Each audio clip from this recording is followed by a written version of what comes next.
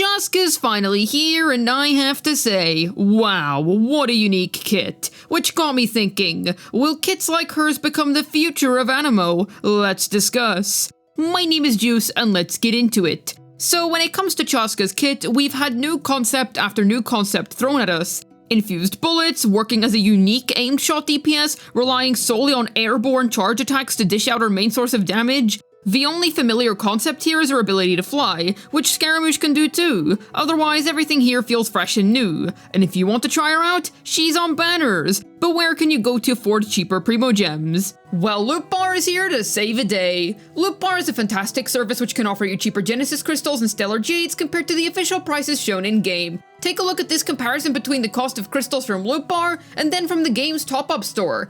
If you're new, then you can claim an amazing coupon which grants you up to 8% off. Prices are up to 20% cheaper compared to the official channel. Loot Bar is an absolutely safe service and has an endless amount of positive reviews. How can you use the site? Well, allow me to show you. First, input your UID. That's right, you need no login information whatsoever. Choose your desired package, and then you'll get your delicious Primos delivered to you. This is all legit since the site uses a VPN, which is how they cheapen the Primo Gems, and official top-up methods are used. Check out Loot Bar today to save on all your gacha needs.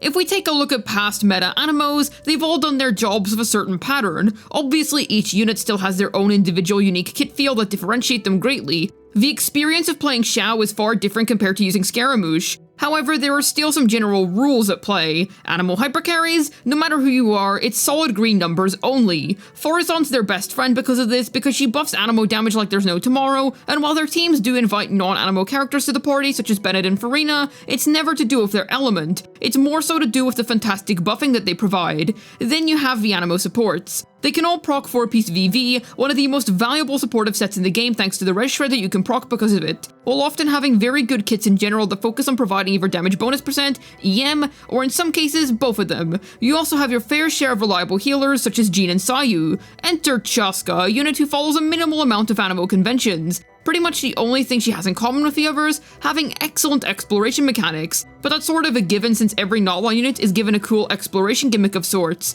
Otherwise, she forgoes the previous methods of dealing Anemo damage by simply not dealing Anemo damage. Yep, this is a cold, hard, infusions-based DPS. Her soup teams will make enemies taste the rainbow. This all reminds me a lot of Navia's release. Before she came out, everybody was expecting a Geo Nilu type kit of sorts because it was so difficult to imagine a unit of the element working as anything other than a mono Geo unit.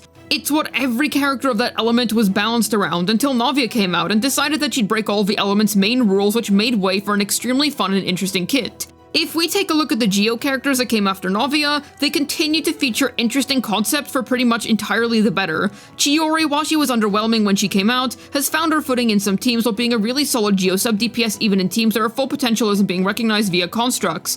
Cool team core such as Chiori Shilonen are running around the place now, acting as a highly versatile core that can be used to contribute highly to essentially any team you can think of.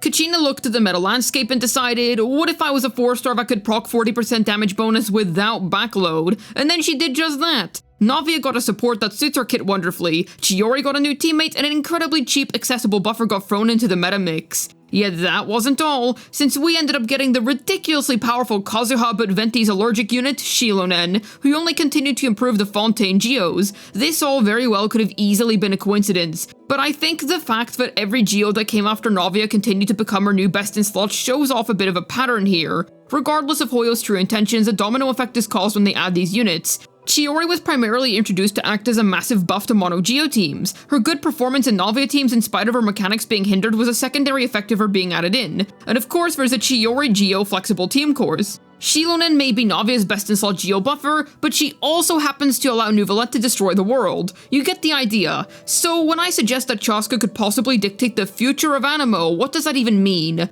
Well, future supports may be added that tailor to Chasca specific mechanics, which promote infusion playstyles. This could mean that we'd eventually see more infusion Anemos in the future, because Hoyo tends to not release specific buffers that can literally only support one singular unit. Think about it. Chevreuse is niche, but she works with a whole slew of different characters. Forizon works for any Anemo except for Chasca, and Goro just likes any old def-scaling Geo. There's usually at least 2 or more primary users of each of these guys, such as Raiden plus Chloriander for the cop, Lament and Hat Guy for Faru, and then you have Ito alongside Noelle as potential Goro partners. So Chasca may be the beginning of what may be a long line of infusion-based Anemo DPSs that will arrive in the future. If not specifically Anemo, then she will at least have suggested the idea of characters working with multiple infusions at once as a main DPS. Most DPSs that infuse themselves with an element only deal in one at a time, as opposed to Chasca who sorta just does everything all at once. This is an area which Hoyo hasn't touched at all, a completely clean slate. They have specific elemental buffers, they have characters which were tailor-made to support other specific characters, yet even so,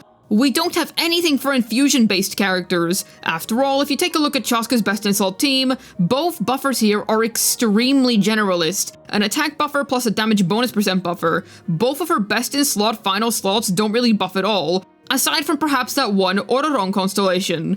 It also makes sense, considering that it helps make Anemo as an element far less predictable. Let's be real, when all of us think of the term Anemo DPS, we all think of raw green numbers. Nothing wrong with that. However, that can get a bit repetitive. If you see the drip marketing for a new 5-star Anemo and immediately presume that you can just slap him with a C6 Farazon and be good to go, that speaks to how new infusion damage is to the Anemo niche. To be fair, I'm not sure how they'd buff infusion DPSs in specific. Broad buffers work well because they're able to cover all the important bases while not being too specific as to lock out multiple types of damage. But Hoyo has their way, so I'm just gonna let them cook. What's nice is that the long wait for another new 5-star Anemo DPS was well worth the wait. In an age where it feels like new power DPSs are practically just falling from the sky, we got a new 5-star Anemo DPS after a few years of waiting. The last time we got one, Scaramouche back in Sumeru. Him and Xiao both cover the green numbers type Anemo carry quite well. I still consider Xiao to be a really powerful DPS myself, so I'm glad that his niche is being left alone. This allowed Hoyoverse to avoid implementing direct power creep when introducing Chasca.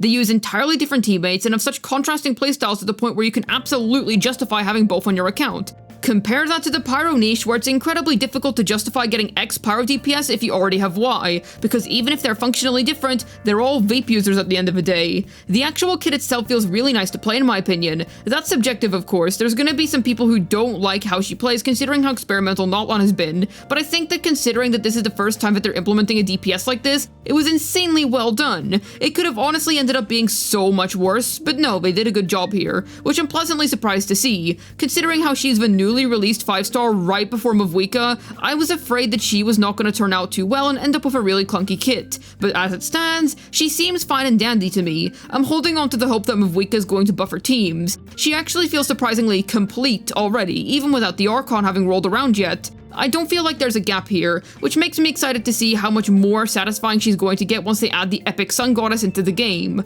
Only time will tell. It could also very well be the case that Chasca was simply a one-off to test the waters, and in reality, most Anemo DPSs after this will return to the status quo. We don't really have anything to reference to assess whether this would be the case or not based on past events, but if we simply have a look at the type of units that are being released and think about it, I believe that future units will end up being equally as experimental as Chasca, and I'd say that a potential soup team buffer will be pretty unique. Besides, even if she doesn't inspire the next generation of Anemo unit kit designs, this interesting infusion gimmick might be used even more in the future. Hoyo has dabbled with elemental infusion-based mechanics in the past, but it never went beyond simple play. For example, Scaramouche actually gained some different buffs depending on what kind of element he absorbs, so they've been thinking about this sort of thing for a long time. In his case, that was always a small bonus within his kit more than anything else, but Chasca revolves around the idea entirely. Notlon's certainly been doing a lot of gap fills, that's another thing I've noticed. Kachina and Shilonen were finally competent Navia buffers, Mualani gave purpose to burn vaping, Kaniche finally gave purpose to burning and Burgeon. I think that for every single new Notlon character which will come out over the next while, we can expect each of them to be a gap fill of sorts when it comes to the meta. This gives me a little hope that Sitlolly will be an actual cryo buff, but I won't get my hopes up too high. The element's bricked, lads. Perhaps Mavwika will be on the more flexible side, since she's an Archon and that makes sense, but I still expect her to be quite unique, as an Archon's kit tends to embody the spirit of their nation to some extent. Either way, there is a ton of potential here. I sincerely hope that Hoyo will expand upon the ideas which I've set up here, so we can continue to see fresh and exciting kits from multiple niches.